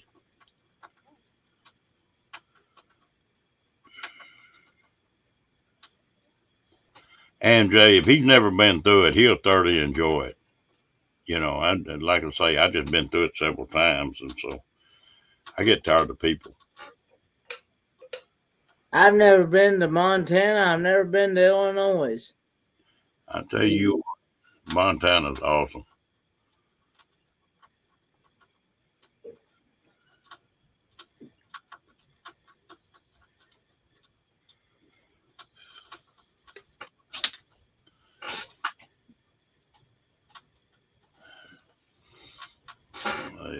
We got some pretty old country in this country, and so different. Cat knows what I'm talking about. You can drive 100 miles and it'd be one kind of country, and it'd be something completely different than 100 miles later. I think that's one reason I like riding a motorcycle, because you're out where you smell the different plants and all that kind of stuff. It's just a different kind of trip.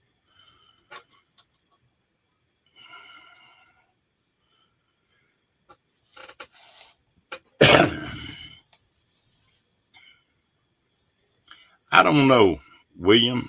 I'm just going to drift back down. I'm just going to sort of point that front wheel whatever I feel like that morning and go. Oh yeah, I spent a lot of time Ringo up in Illinois and Indiana, and I got to agree with you 100%. Glacier's pretty.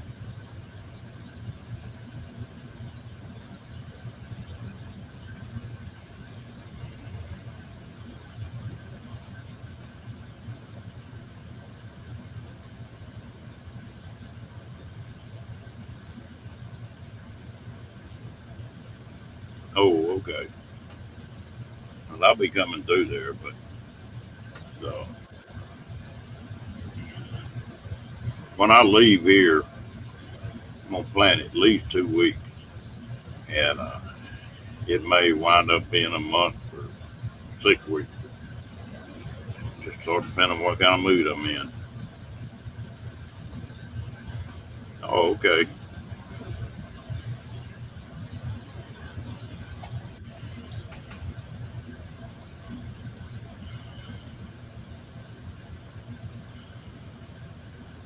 Some of the best trout fishing in the world is up in there.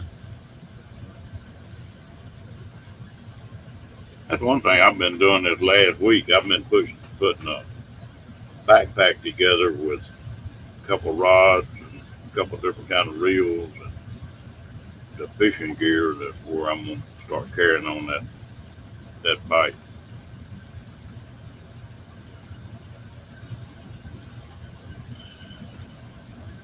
Well, that's one thing where you live. You just about shoot anywhere out in the country, can't you? Oh, okay. Yeah, I don't shoot my guns enough.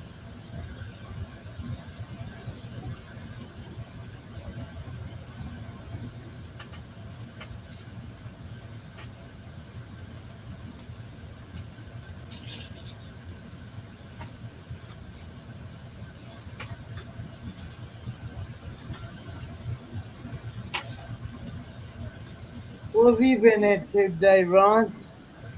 Oh, I just been fooling around, washing clothes. Oh man, that's neat, Kathleen. Is it? What did you tell me it was Lakota? Yeah, I remember that now, Linda.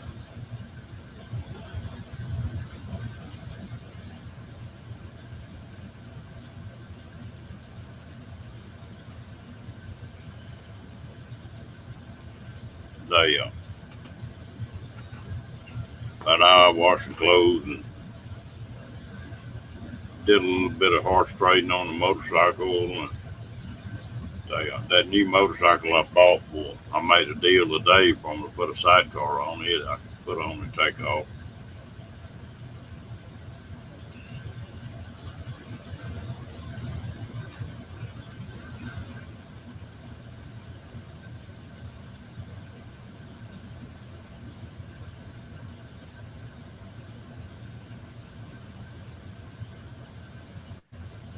Yeah, but boy, you got some different.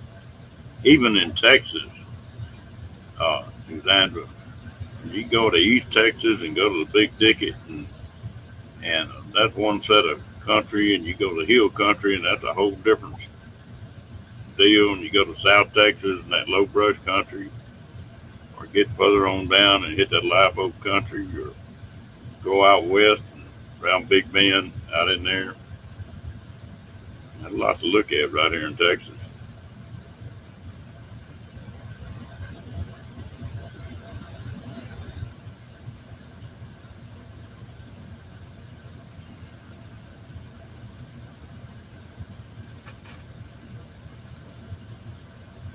Well, I'm still riding a motorcycle just a little bit, but of course not that kind of distance. But I'll ride them 20, 30 miles. So take it easy. But I don't know if they'd be healed up enough to take on that bigger trip. I won't do it if uh, if they're still too sore. If it bothers me, get on it, ride it. That big, I think I'm gonna take that Harley. If I take it and it rides good, it's not. That's the biggest Harley Davidson they build, and so it rides smooth.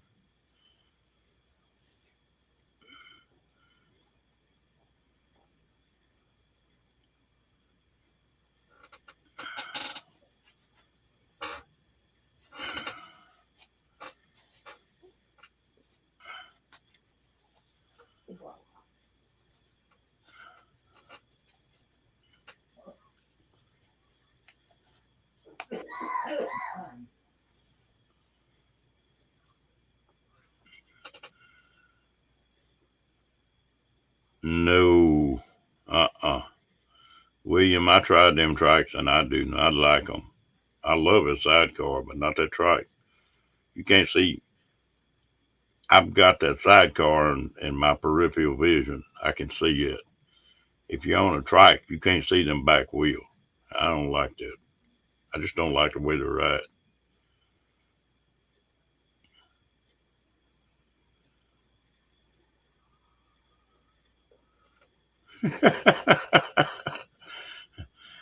They get in a hurry in this state, don't they? Mostly camping. I really don't like staying in motels. They,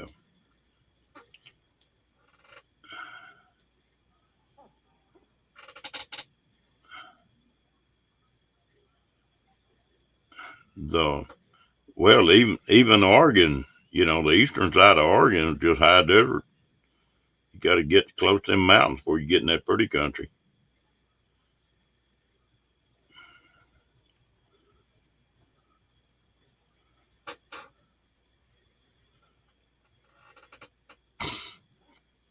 Oh, well, I'm an eight Cherokee. I know that, but they traced it back that far.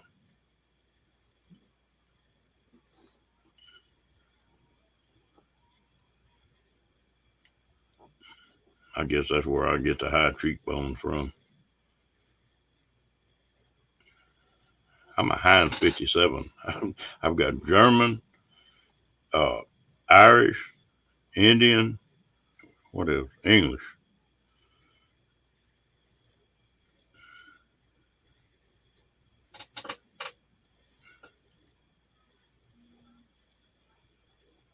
Wow.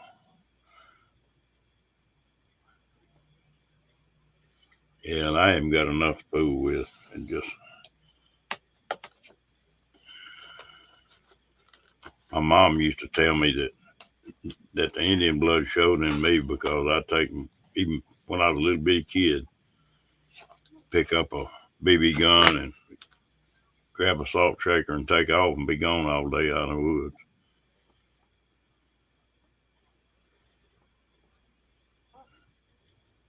Yeah, they're proud of them.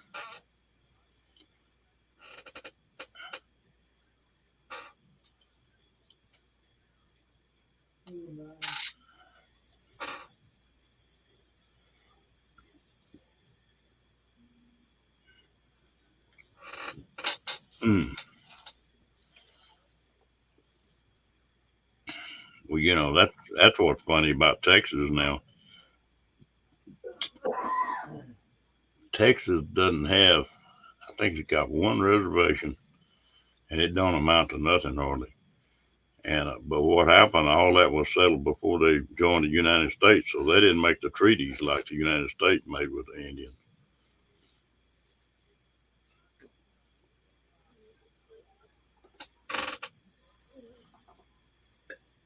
I think the blue eye showed that off, huh?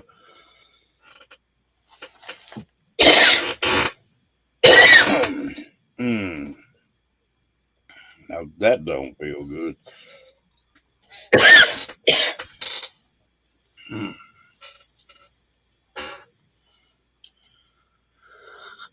Oh,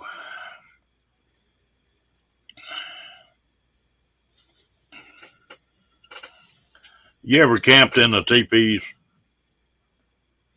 Cat?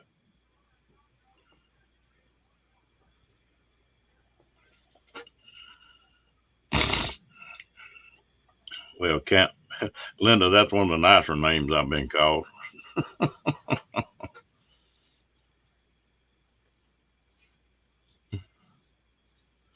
Nibble.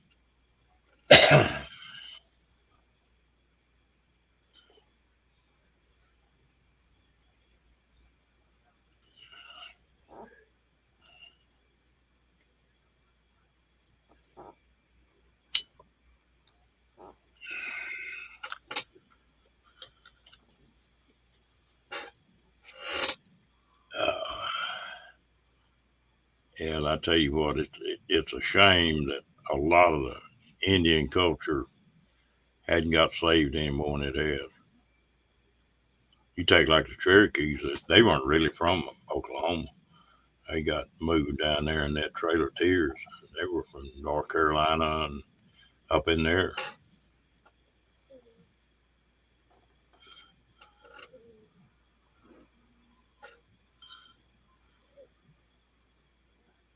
Yeah, that's about the way I am. I'm just Heinz 57, Janet. They say when they made me, they broke the mold. They didn't think the world would stand another one.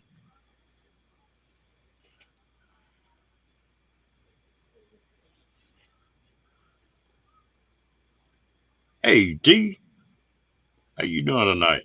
Hey T.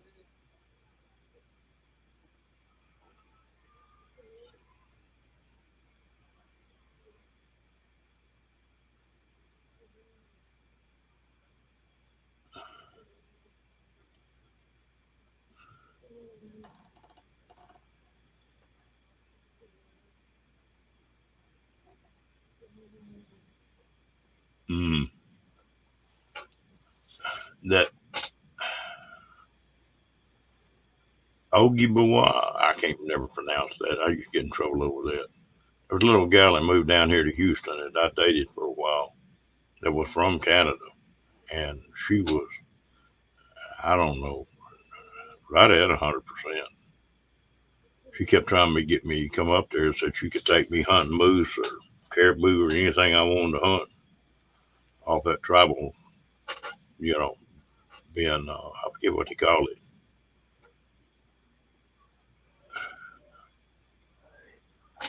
They, anyway, they get so many tags a year they can shit, subsistence hunting to where that's where they get their food from.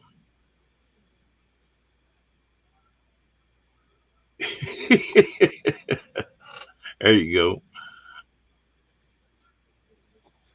Gibberwall. Yeah, I used to try to pronounce that. Oh, Lisa, get all over me.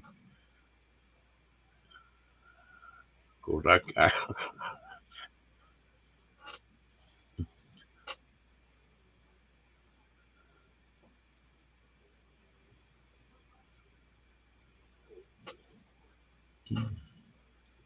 course, I throw a few extra syllables in there every once in a while, just to aggravate her.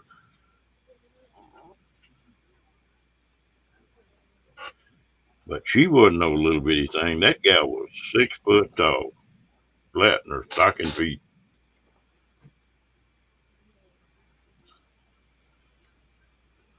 Me and her were same height.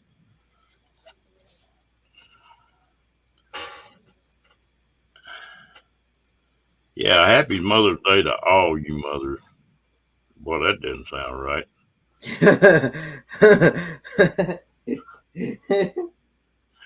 All you ladies, I'll put it that way.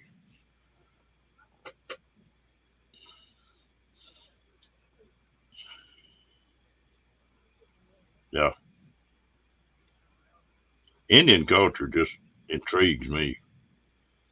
There's a damn book, and I lost it someplace. I think in a divorce I got misplaced or something. But it was about a guy that was an artist, and he kept a journal, and he was drawing all the plants and all that kind of stuff. And he got on one of the first wagon trains that was going across, and it wasn't a book. I mean, it wasn't a story, but it was just he had that diary he wrote in every day, about what just everyday life was like. And the they got, I guess it's around Vegas, Oh, God. and that pass stopped up out there, and so they couldn't get through there. So he left and lived with a couple different Indian tribes for about 3 years, and kept that chat going. I kept a diary going. And that was the most interesting thing, talking about the way they set up, what the kids did, and how they hunted. They're talking about killing buffaloes. That they didn't haul a buffalo back. If they killed a buffalo, they moved camp to a buffalo. And they said most camps were just like 4 to 5 teepees.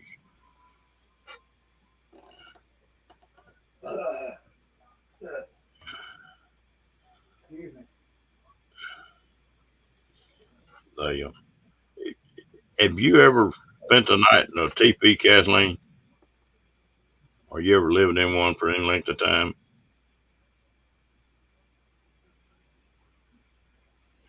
I don't think I've ever slept in a teepee, have I, Dad? A teepee? Yeah. No. A tent, yeah, but not a teepee. Hey, old thing with G.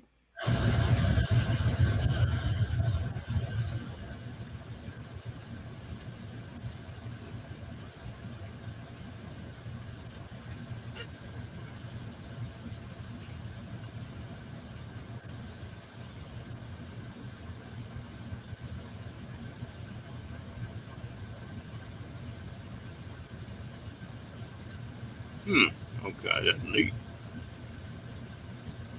So you got a lot of Indian lower back of your background then. That's another one thing I want to do, is I want to go to one of them powwows.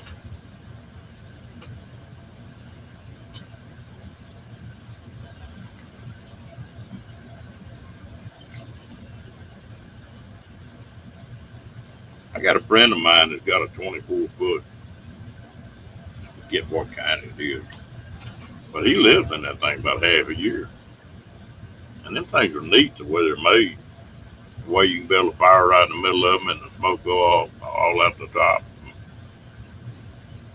He's off in that black powder real heavy.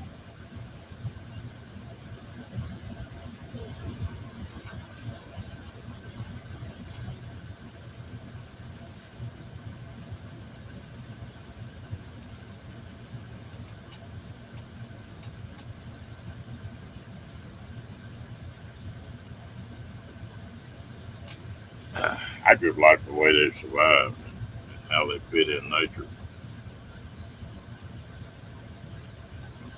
Really. Huh.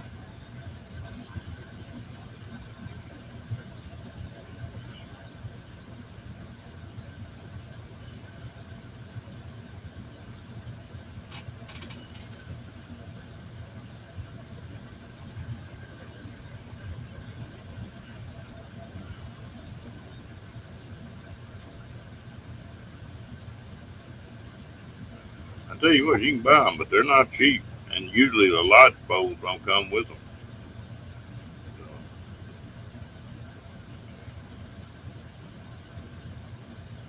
I bet that'd be, weather here in Texas doesn't get all that bad. But I bet that'd be a good wintertime camping deal.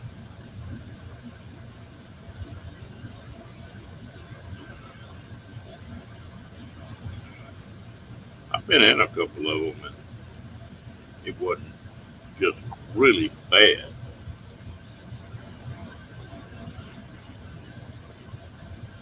Hmm. But it was comfortable in a teepee.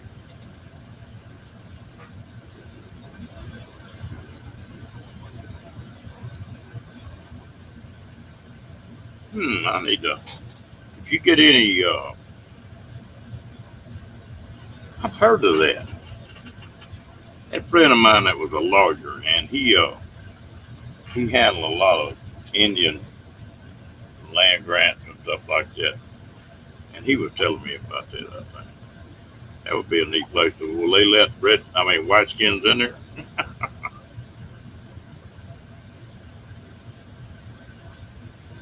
Hang on just a minute. I got a phone call. Okay. Well, I guess it's just me.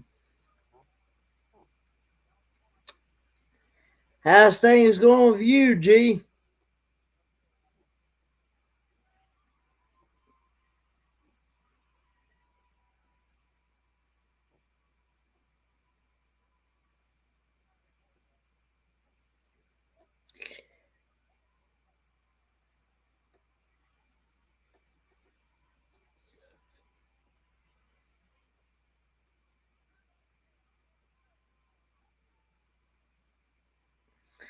Hey, Badge. I hope we get to meet up in person one day, Badge.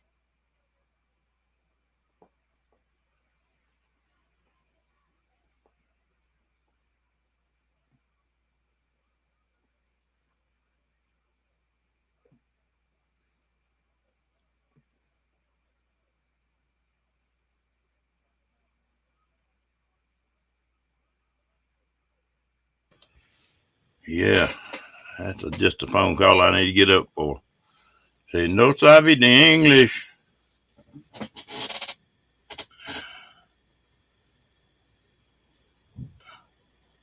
Ouch.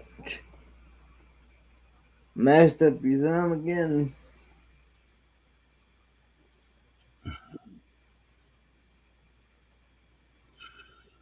And I don't know if y'all ever heard of Quanah Parker. He was a Comanche chief. About 50 miles from me, they got a place called Fort Parker. And his mom was had an Indian raid there, and his mom was captured by the Cherokees. And she wound up marrying one of the chiefs. And then her son wound up being the biggest war chief that the Comanches ever had. And he was half white and half Indian. and he raided all the way from Canada down into Mexico, over 2,000 miles. Comanches were supposed to be some of the meanest dudes out there.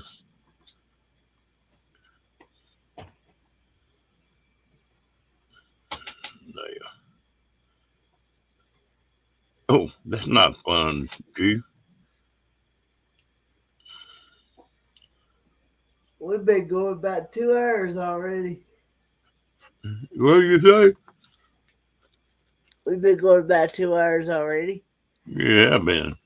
Yeah, Yeah, it's getting to be about that time here for long. I'm about ready to About ready. fall About- asleep. Oh, okay. What kind of crazy combination you want me to try now, William?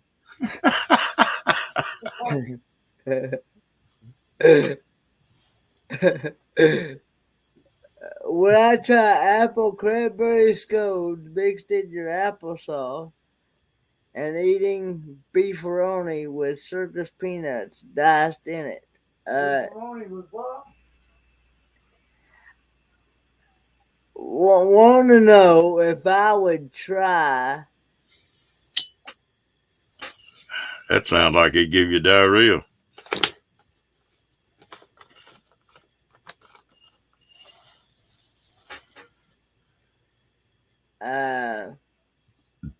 Want to know if I'd try apple cranberry scones mixed in my applesauce and eating beefaroni with circus peanuts diced in it? No, thank you. I sure hope you do get to come, Badge. Get to meet you again down here.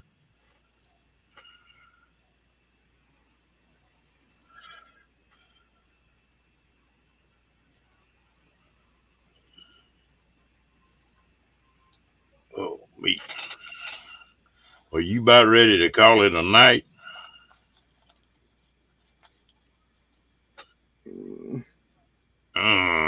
Yeah, I am. What you growling about? What you growling about? What am I talking about?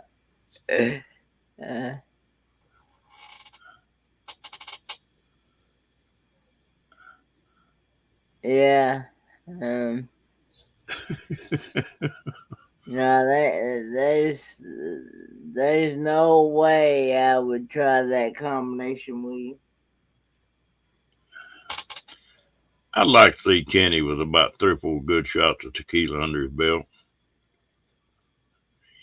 He'd be going to La Cucaracha, La Cucaracha. No, I don't want my food mixed like that, William. None of my food mixed like that. No. I don't want my chicken dipped into no vanilla ice cream or chocolate syrup or nothing like that. No.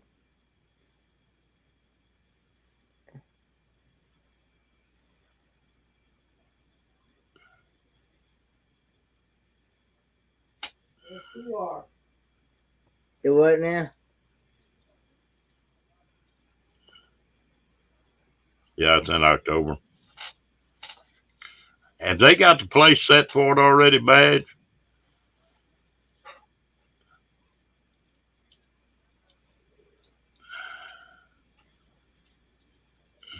Yeah, we're doing pretty good tonight, Linda. We ain't put too many ladies to bed. The answer to that, Ron William. No, For my dad is a no on that too. I wouldn't feed that to my dog. It might make him sick. Yeah, me. Yeah, I wouldn't even feed that to my own dog. I like my dog. Me too. Although my dog would probably eat it though, but